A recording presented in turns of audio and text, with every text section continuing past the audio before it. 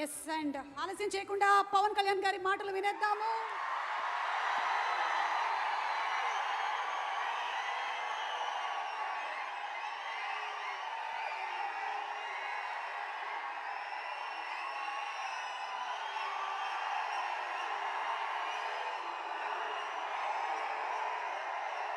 Harihara Veeramallu pre release ముందు జరిగే ఫంక్షన్కి ఇక్కడికి విచ్చేసిన మీకు,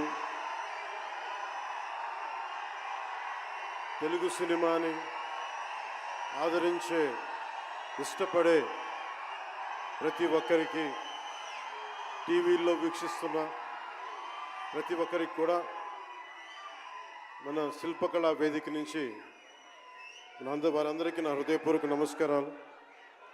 చాలా క్లిష్టమైన పరిస్థితుల్లో ఫంక్షన్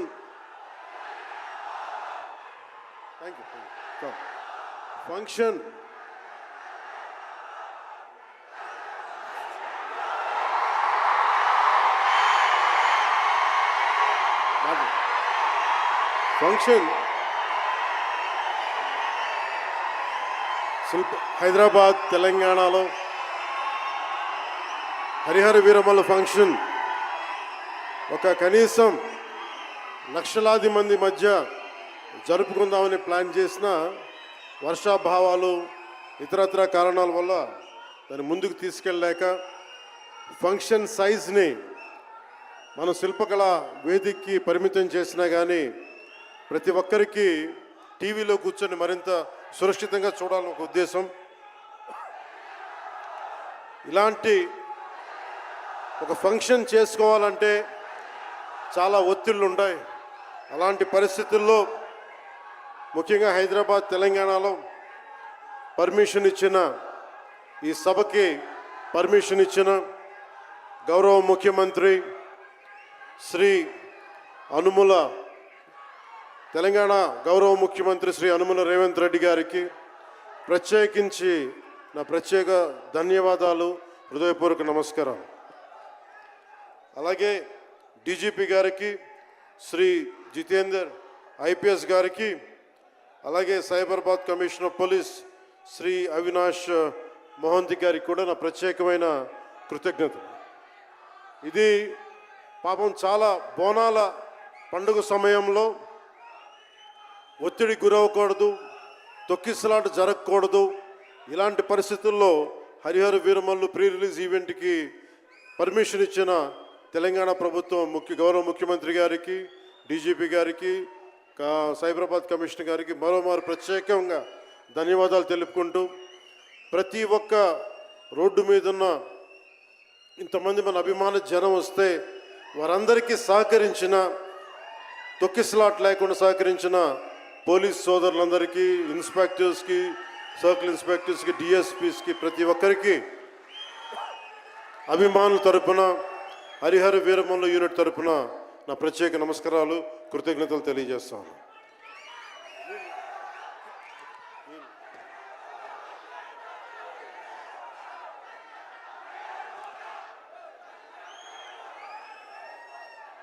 అలాగే తెలంగాణ సినిమాటోగ్రాఫర్ శాఖ మంత్రి శ్రీ కోమటిరెడ్డి వెంకటరెడ్డి గారు రావాల్సి ఉండింది, కానీ ఆయన మనకి సీఎం గారు రివ్యూ మీటింగ్ల వల్ల రాలేకపోయారు. వారికి కూడా నా ప్రత్యేక కృతజ్ఞతలు. అలాగే నేను పాలిటిక్స్కి వచ్చాక సినిమాలోకి వచ్చి మీ అభిమానాన్ని ఎలా సంపాదించుకున్నాను, పాలిటిక్స్లోకి వచ్చాక నేను స్నేహంతో పాటు ఒక మంచి స్నేహితుణ్ణి, అలాగే ఒక మంచి ఒక మిత్రుణ్ణి సంపాదించుకున్నాను. అది శ్రీ ఈశ్వర్ ఖండ్రే గారు. And I found a great friend and a great brother in him. I am truly grateful to you, sir, from coming all the way from Karnataka, for making your time in your busy schedule, and I'm eternally grateful to you for making your presence felt here. Your blessings and your kind words and your good words are truly inspiring, and we will truly cherish this moment with you, sir. We are grateful to you.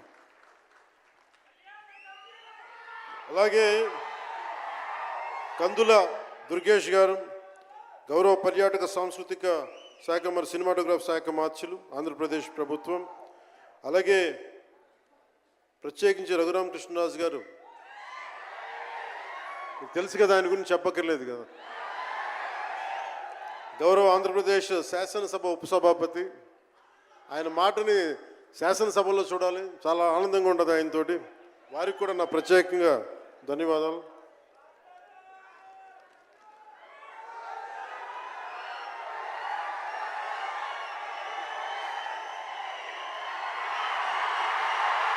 సరిగ్గా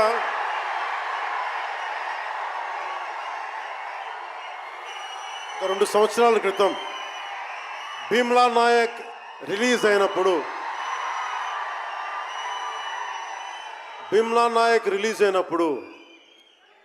అందరి సినిమాలు 100లో ఉంటే పవన్ కళ్యాణ్ సినిమాలు 10 రూపాయలు 15 రూపాయలతో చేశారు.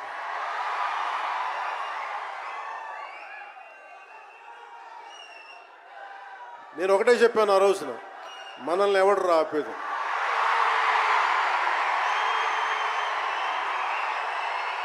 This is not about money. This is not about finance. This is not about records. This is about damn guts. This is about damn courage. This is about damn tenacity. We are here. We will stand by. We will serve justice.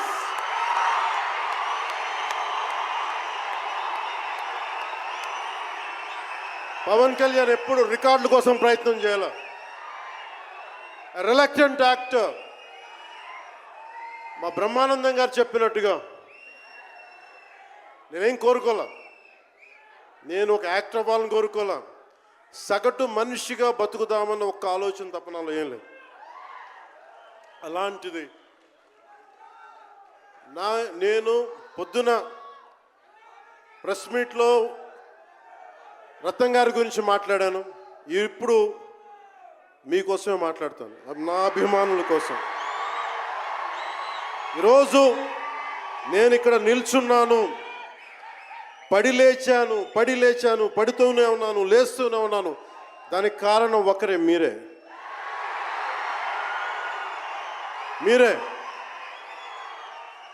పడిపోయినా, కింద పడ్డా, లేచినా, ఉన్నా, అన్నా నీ వెంట మేము ఉన్నామని.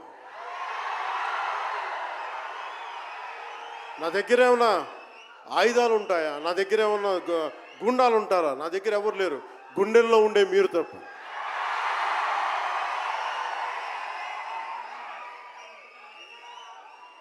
దాదాపు నేను 96లో నా మొదటి సినిమా అక్కడమ్మ ఇక్కడబ్బాయి. ఇది 2025 అంటే ఆల్మోస్ట్ 29 to 30 years.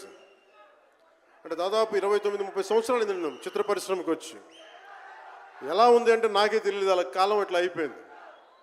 కానీ కొంత వయసు పెరిగిందేమో కానీ గుండెల్లో చావు ఇంకా చావాలకే బతికాం.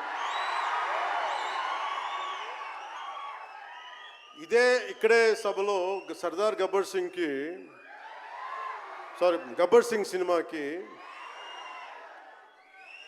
మహబూబ్ నగర్ నుంచి వచ్చిన ఒక యువకుడి గురించి చెప్పాను, మన అభిమానులు ఒకటి గురించి చెప్పాను. అన్నా నువ్వేమి ఇవ్వదు, ఒక హిట్ ఇవ్వన్నా చాలని. ఆ రోజు నేను భగవంతుని కోరుకున్నాను, నా అభిమానుల కోసం, నా కోసం కాదు కానీ ఒక హిట్ ఉంటే బాగుంటుంది అని కోరుకున్నాను.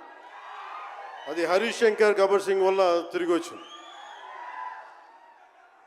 కానీ ఈ సినిమా చాలా డిఫికల్ట్ టైమ్స్లో చేశాను. ఇది సినిమాల మీద టెక్నీషియన్గా నేను ఉండి ఒక నిమిషం సినిమాలు కష్టంగా ఉండి, ఒక సినిమా చేయడం ఎంత కష్టమో, సినిమా చేయడం చాలా చాలా కష్టం.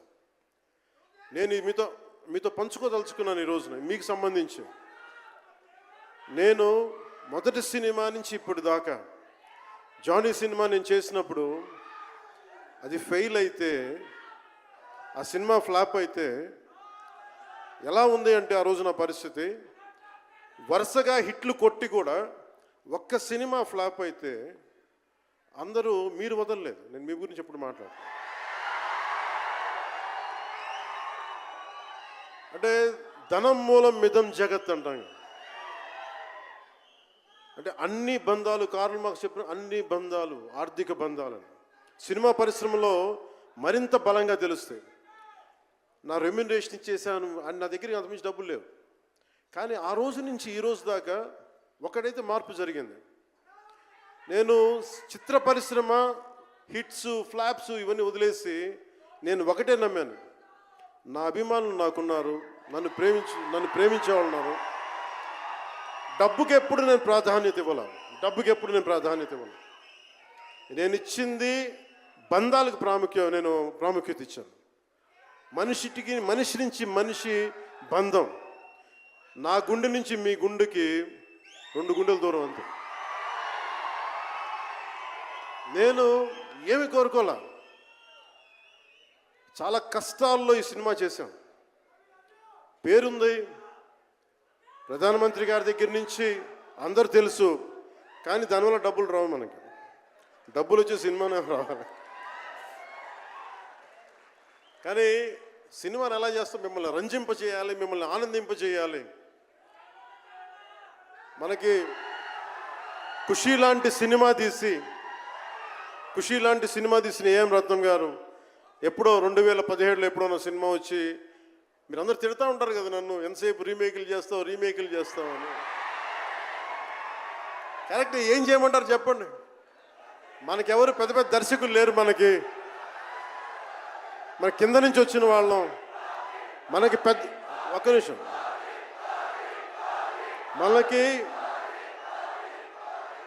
మన సినిమాలని చెప్తున్నా, ఓజీ సంతోషం, ఇది వీరా మీకు ఈ సినిమా గురించి చెప్తాను మీకు. అంటే మనకి దర్శకులు ఎవరు లేరు. నన్ను అందరూ కూడా ఈ రీమేక్ చేస్తే వీడితో పని అయిపోతే డబ్బులు వస్తాయి, వీడికి రీమేక్ చేస్తే డబ్బులు వస్తాయి. మధ్యలో నేను చేసిన పాపం వల్ల ఒక ఫ్లాప్ తీసాను అంతే. ఆ ఫ్లాప్ తర్వాత నా గ్రిప్ రాలే మళ్ళీ ఫిల్మ్ ఇండస్ట్రీలో. మళ్ళీ నాకు నిలబడింది ఒక త్రివిక్రమ్ శ్రీనివాస్ నిలబడ్డాడు నా కోసం. ఆయన ఎవరో కూడా తెలియదు నాకు. ఎవరన్నా సక్సెస్లో వెతుక్కొని వస్తారు, అపజయాల్లో వెతుక్కొని వచ్చిన నా మిత్రుడు, ఆత్మ బంధువు త్రివిక్రమ్ శ్రీనివాస్ వచ్చి అప్పుడు జలసా తీశారు. కష్టాల్లో ఉన్నప్పుడు లేదు, అడ్వర్సిటీ రివీల్స్ ట్రూ క్యారెక్టర్ అంటారు. కష్టాల్లో ఉన్నవాడే వచ్చినప్పుడు స్నేహితుడు. అలాంటి స్నేహితుడు నాకు భగవంతుడు త్రివిక్రమ్ శ్రీనివాస్ ద్వారా వచ్చాడు.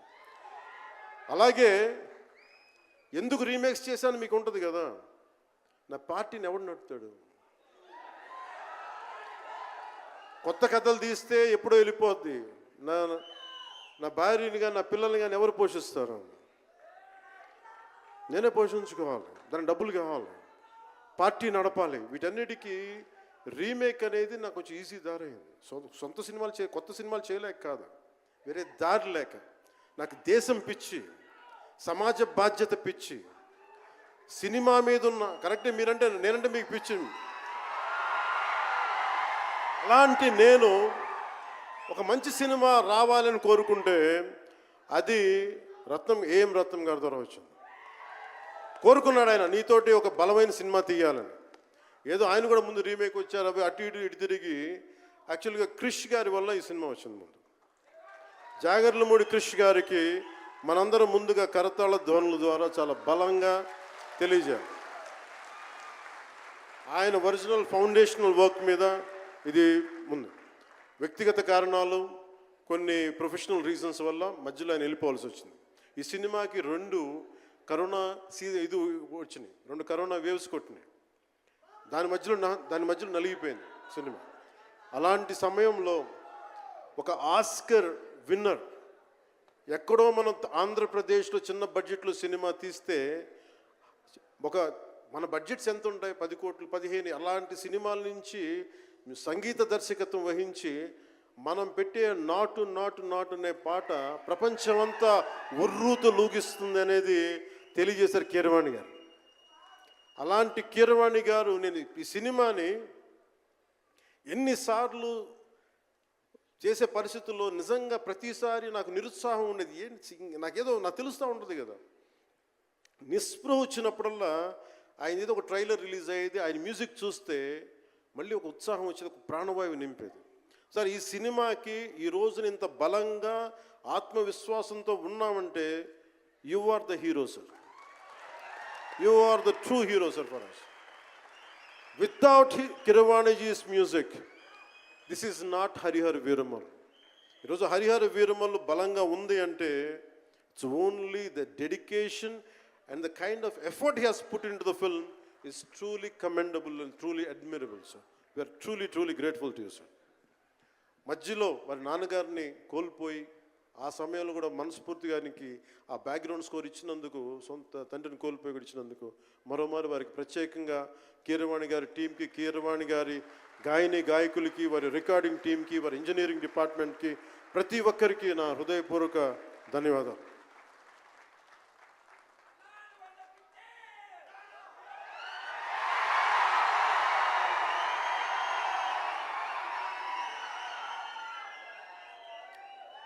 ఈ సినిమాని టెక్నీషియన్స్ గురించి అందరితో మాట్లాడి then will talk about cinema.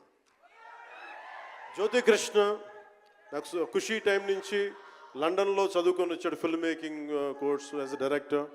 ఆయన సినిమాని చాలా బాగా హ్యాండిల్ చేశారు. ఎలా ఈ పరిస్థితులు ఎవరు చేయగలరు అనుకుంటా ఆయన స్టెప్ ఇన్ అయ్యి ఒక తండ్రికున్న విజన్కి కొడుకు సారథ్యం వహించి తండ్రి కొడుకుల తాలూకు ఇది ఎఫర్ట్ ఈ సినిమా ఇది. సో మనస్ఫూర్తిగా జ్యోతికృష్ణ గారికి, రత్నం గారికి మరోమారు నా ధన్యవాదాలు చెప్తా ఉన్నాను. అలాగే ఈ సినిమాని ప్రారంభించినప్పుడు జ్ఞానశేఖర్ గారి కెమెరామెన్, ఆయనకి నా మనస్ఫూర్తిగా కృతజ్ఞతలు. అసలు ఈ సినిమాని ఇంత రికార్డ్ బ్రేకింగ్ స్థాయిలో మీ అందరికీ తెలుసు కదా, మీరు అంతసేపు ఓజీ అంటారు. నా సినిమానే ఓజీ బయట వాళ్ళ సినిమా కాదు కదా, మన సినిమానే కదా. కానీ హరిహర వీరమల్లుకి ప్రాణం పెట్టిన ఇంకొక వ్యక్తి ఉన్నారు, ఆయన మనోజ్ పరమహంస. అంటే నాకు టైము నేను రోజు చెప్పాను 2 గంటలు ఇస్తానని చెప్పాను. నేను అడ్మినిస్ట్రేటివ్ నా దగ్గర ఉంది, ఈశ్వర్ ఖండ్రే గారిలాగా నేను కూడా ఫారెస్ట్ మినిస్టర్, దాంతోపాటు పంచాయతీ రాజ్ ఉంది. వీటన్నిటి మధ్యలో నేను ఇవ్వగలిగేది 7 నుంచి 9 2 గంటలు ఇస్తాను. మీకు ఏం చేస్తుంటారో చేసుకోండి. వారానికి 5 రోజులు ఇచ్చాడు. ఈ 5 రోజుల్లో దాన్ని చాలా పగడ్బందీగా ప్లాన్ చేసి మంగళగిరిలో ఉన్న జనసేన పార్టీ ఆఫీస్ నుంచి 2 గంటల ఒక కూతవేటు దూరంలో ఉన్న నా సన్నిహితులు, నా మిత్రులు రమేష్ లింగంనేని గారి మిడ్ వ్యాలీ స్టూడియో, వాళ్ళ స్థలం ఉంటే దాన్ని మిడ్ వ్యాలీ స్టూడియోస్గా మార్చేసి అక్కడే సెట్స్ చేసాం. మొత్తం మేజర్ వర్క్ అక్కడే చేసి దాని స్పెషల్ ఎఫెక్ట్స్ చేసాం. ఇలాంటివన్నీ సహకరించినందుకు, చేయగలిగిన సత్తా ఉన్న మనోజ్ పరమహంస గారికి మనస్ఫూర్తిగా నా ధన్యవాదాలు. అలాగే ఎగ్జిక్యూటివ్ ప్రొడ్యూసర్ దయాకర్ రావు గారికి, అలాగే ఆర్ట్ డైరెక్షన్కి చేసిన తోట తరుణి గారికి, అలాగే పాపం నేను పొద్దున కూడా చెప్పాను, ఈ సినిమాకి ఎవరన్నా సరే ఎంతమంది క్యాస్టింగ్ ఉన్నారు ఈ రోజున. విచిత్రంగా నేను, నిధి అగర్వాల్ తప్ప ఇంకెవరు లేరు. మన భరణి గారు, రఘు గారు, చాలా మేజర్ క్యాస్టింగ్ ఉంటే ఎవరు లేరు. దానికి ఈ సినిమాని ఇన్ని రోజుల దాకా, గత నెల రోజుల నుంచి ఒంటి చేత్తోటి జనం మధ్యలో ఉండేలాగా నిధి అగర్వాల్ గారికి మనస్ఫూర్తిగా నేను ఆవిడని చూసి సిగ్గు తెచ్చుకొని నేను కూడా ఈ రోజున మాట్లాడాను. అంటే నువ్వు ఎంత ఉప ముఖ్యమంత్రి అయినా, అంటే ఢిల్లీకి రాజైనా తల్లి కొడుకేలాగా నువ్వు ఎంత ఉప ముఖ్యమంత్రి అయినా నువ్వు ఈ సినిమాకి హీరో అని చెప్పుకొని నేను ఆవిడని చూసి సిగ్గు తెచ్చుకొని నేను కూడా మీడియా ఇంటరాక్షన్ చేశాను. రేపు కూడా చేయబోతున్నా, ఎల్లుండి కూడా చేయబోతున్నా. అలాగే నాకు బాబీ డియోల్ గారు, నేను చిరంజీవి గారి షూటింగ్స్ ఉన్నప్పుడు మన ధర్మేంద్ర గారితో చూసేవాడిని ఊటీలో. అలాంటి Bobby Deol acted as Aurangzeb, tyrant ruler. అలాంటి brilliant performance by Bobby Deol. I truly grateful to Bobby Deol for accepting this role. అలాగే తోట తరణి గారికి మనస్ఫూర్తిగా నా ధన్యవాదాలు. జే మీడియా వారి సంస్థ అధిపతులు కూడా నా హృదయపూర్వక ధన్యవాదాలు. ముఖ్యంగా రేట్స్ ఇచ్చి 2 సంవత్సరాల క్రితం భీమ్లా నాయక్ రిలీజ్ అయినప్పుడు 10-15 రూపాయలు టికెట్తో వచ్చినప్పుడు నేనేమనలా. కానీ మీ కోరిక మేరకు ఈరోజు టికెట్ రేట్స్ పెరిగి ప్రభుత్వం మనదొచ్చి మన సినిమా ఇప్పుడు రిలీజ్ అయ్యింది. ఆ రోజు మీరు పంతం కొద్ది చూశారు. ఈరోజు ఆ రోజు పెట్టిన ఎఫర్ట్కి ఇది బయటకు వచ్చింది. ఇది దాని తాలూకు సత్తా మీరు చూస్తారు ఈరోజు. Okay, now will come back to the story of Harihara Veeramallu. Harihara Veeramallu ఇది నాకు చాలా ఇష్టమైన సబ్జెక్ట్. ఇది మనందరం చరిత్రలో చదువుకుంటాం. భారతదేశం ఎవరి మీద దాడి చేయలే, భారతదేశం ఎవరి మీద కూర్చొని ఆక్రమణం చేయలే. ఈ దేశాన్ని అందరూ ఆక్రమించుకున్నారు. మనం చదువుకున్న టెక్స్ట్ బుక్స్లో కానీ స్కూల్ బుక్స్లో కానీ ఎంతసేపు మొఘల్ తాలూకు గొప్పతనాన్ని చెప్పారు తప్ప మొఘల్ తాలూకు అరాచకాన్ని చెప్పలేదు ఆవిడ. Akbar is great, Shahjahan is great, Aurangzeb is great అంటారు. What they had done. Vijayanagara empire గురించి మాట్లాడాల. ఇంతమంది కింగ్స్ ఉన్నారు, ఎవరి గురించి మాట్లాడాల. We always heard about Mughals' greatness, but what Aurangzeb has done to our country, సొంత తమ్ముడిని చంపేసి దారా సిక్కుని చంపి షాజహాన్ని జైల్లో పెట్టి నువ్వు హిందువుగా బతకాలి అంటే నువ్వు ట్యాక్స్ కట్టాలి. Can you imagine? For being a Hindu you have to pay tax as a Hindu, just to accept, to practice. ఇలాంటి సమయంలో ఒక ఛత్రపతి శివాజీ మహారాజ్ లాంటి వాడు గుండెల్లో శౌర్యాన్ని నింపాడు. మనకి తమిళనాడు దురాక్రమణ గురైతే all the way from Maharashtra he came back and supported, stood by people. ఇలాంటి నేపథ్యంలో హరిహర వీరమల్లు ఒక ఫిక్షస్ క్యారెక్టర్, ఒక కల్పిత పాత్ర. అలాంటి పాత్రలో సగటు మనిషి ఏమి చేసి ఉండొచ్చు? ఎంతసేపు మనం కోహినూర్ ఎక్కడి నుంచి వచ్చింది? కోహినూర్ ఒకప్పుడు ఉమ్మడి రాజధాని కదా ఇదంతా, మనందరికీ ఉమ్మడి దేశం కదా ఇదంతా, తెలంగాణ నుంచి కృష్ణానది తీరం వరకు టిల్ విజయవాడ. ఆ కృష్ణానది తీరం దగ్గర ఇప్పుడు విజయవాడలో ఉన్న కొల్లూరు దగ్గర వజ్రపు గనులు ఉంటే అక్కడ దొరికిన వజ్రం అది. ఆ వజ్రం ఎక్కడి దాకా వెళ్ళింది? అది మన నిజాం నవాబ్ దగ్గరికి వచ్చింది. నిజాం నవాబ్ దగ్గర నుంచి ఆ మొఘల్కి వెళ్ళింది. రకరకాల ఫైనల్గా ఈ రోజున కోహినూర్ యూకే లండన్లో ఉంది, లండన్ మ్యూజియంలో ఉంది. సో దాన్ని దృష్టిలో పెట్టుకొని నాకు కృషి గారు కథ చెప్పినప్పుడు ఇంట్రెస్టింగ్ అనిపించింది. Then we did the story, then cinema చేశాం. ఈ సినిమా మేకింగ్ ప్రాసెస్లో చాలా నలిగాం. ఇలాంటివన్నీ నలిగిన తర్వాత ఒకటే ఏంటంటే ఈ సినిమాలో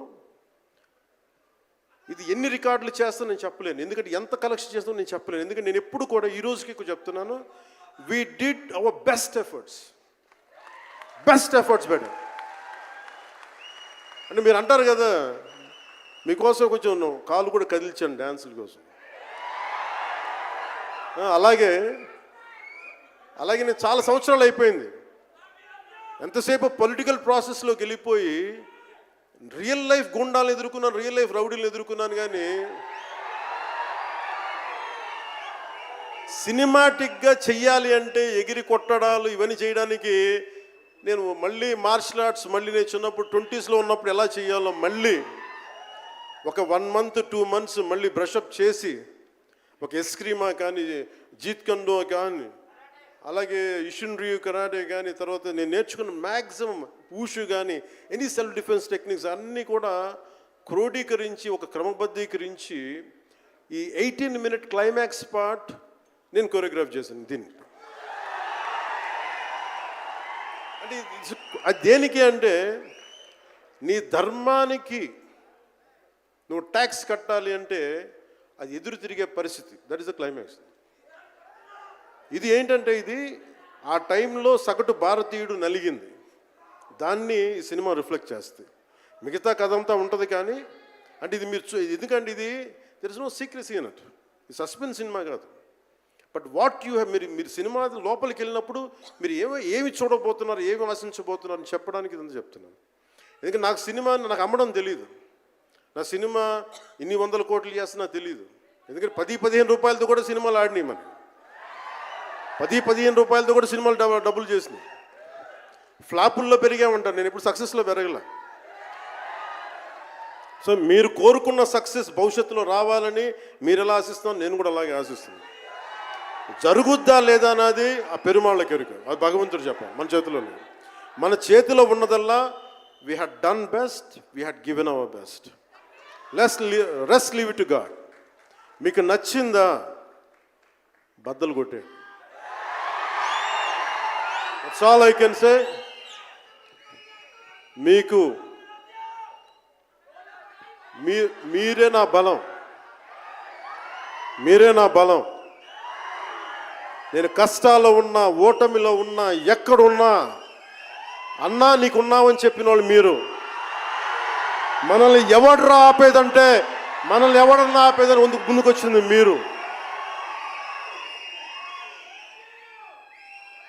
మీకు ప్రతి ఒక్కరికి పేరు పేరున ఈ గుండె ఎవరి కోసం కొట్టుకోదు, మీకోసం కొట్టుకుంటుంది, మీ కష్టాల కోసం కొట్టుకుంటుంది. మళ్ళీ విశాఖపట్నంలో కలుసుకుందాం. టిల్ దెన్, జై భారత్, జై హింద్.